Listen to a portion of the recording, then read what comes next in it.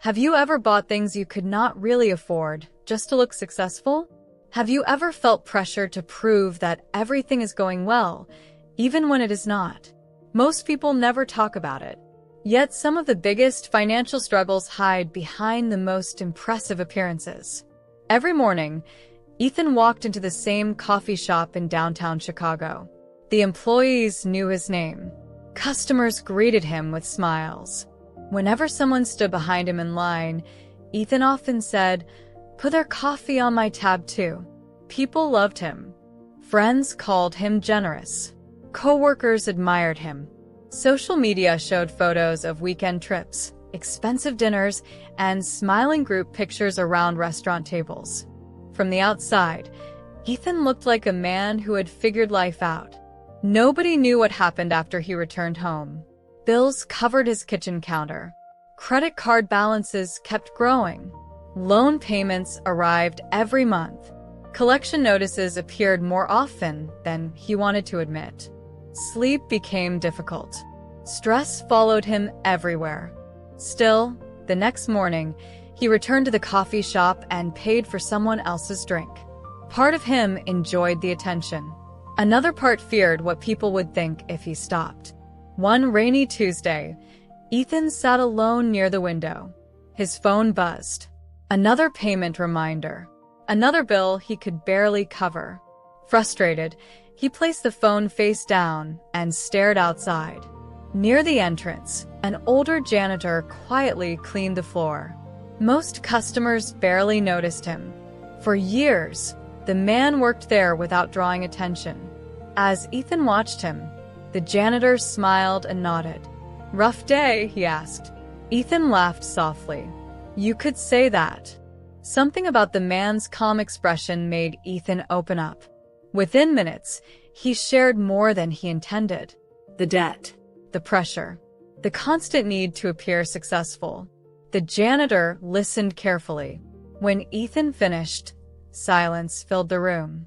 Then the older man asked a simple question. "How much of your spending is for yourself, and how much is for other people's opinions?" Ethan did not answer, because he already knew. The janitor pulled out a chair and sat down. "For years," he said, "people assumed I was poor because of this uniform." He smiled again. "They never asked about my life." Curiosity replaced Ethan's frustration.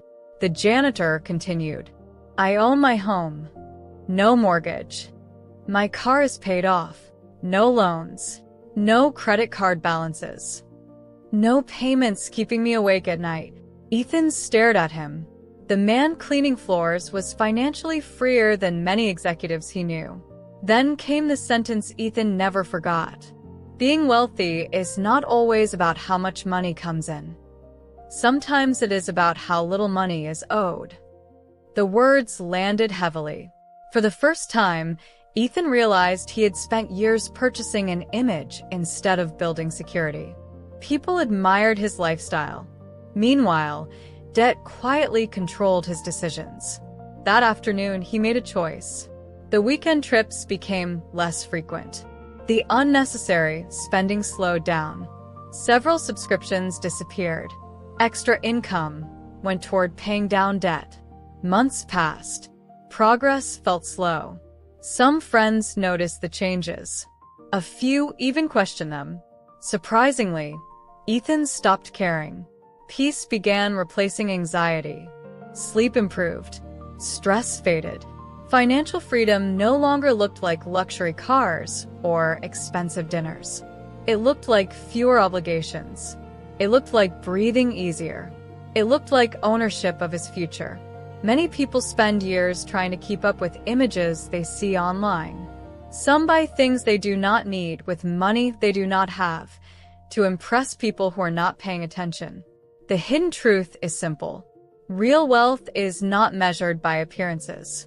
Real wealth is measured by freedom.